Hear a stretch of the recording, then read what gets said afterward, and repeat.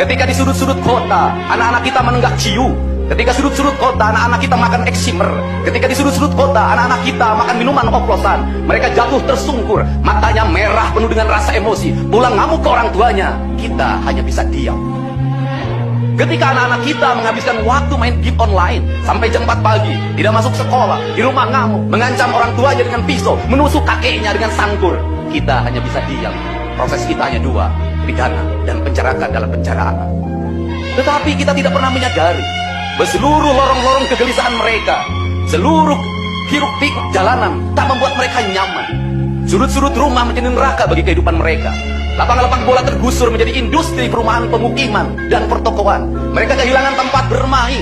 Mereka kehilangan air yang jernih di sungai sehingga bisa mereka berenang. Mereka kehilangan gunung-gunung yang indah tempat mereka bercengkrama dengan alam. Mereka kehilangan sawah yang terhampar. Yang mereka lihat adalah kebisingan dan kebisingan. Bising di jalanan karena knalpotnya brong. Bising di rumah karena orang tuanya bertengkar. Maka mereka lari dalam lorong gerong gelap. Digenggamnya handphone, diambilnya obat-obat terlarang, ditenggaknya minuman dalam sebuah kelompok yang sama. Kita orang-orang yang terpinggirkan di rumah. Kita orang-orang yang terpinggirkan di sekolah. Guru-guru telunjuknya menunjuk pada wajahnya, tapi tak bisa memberikan solusi kegelisahan jiwanya.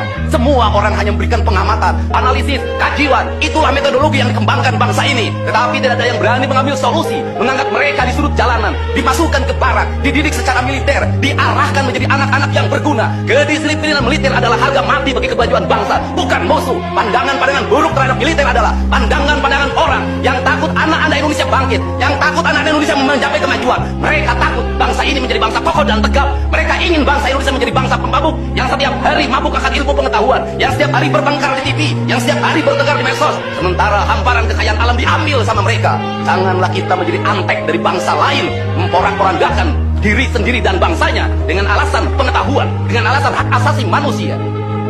Anak membawa motor di bawah umur adalah pelanggaran hak anak. Kapan kita bertindak? Dan selama ini kita membiarkan anak-anak nonton film tanpa didampingi oleh orang tua. Itu adalah pelanggaran anak, dan kita tidak pernah bertindak. Anak-anak di bawah umur merokok, minum minuman keras, itu adalah pelanggaran hak anak.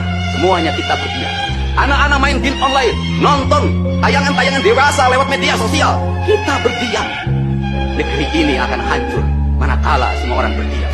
Maka orang yang memegang kekuasaan harus menggunakan tangannya untuk merubah seluruh kemunkaran ini menjadi sebuah kebajikan. Kalau kita berkomitmen pada bangsa ini, problem anak-anak kita adalah mengkonsumsi tayangan yang bukan haknya di media sosial.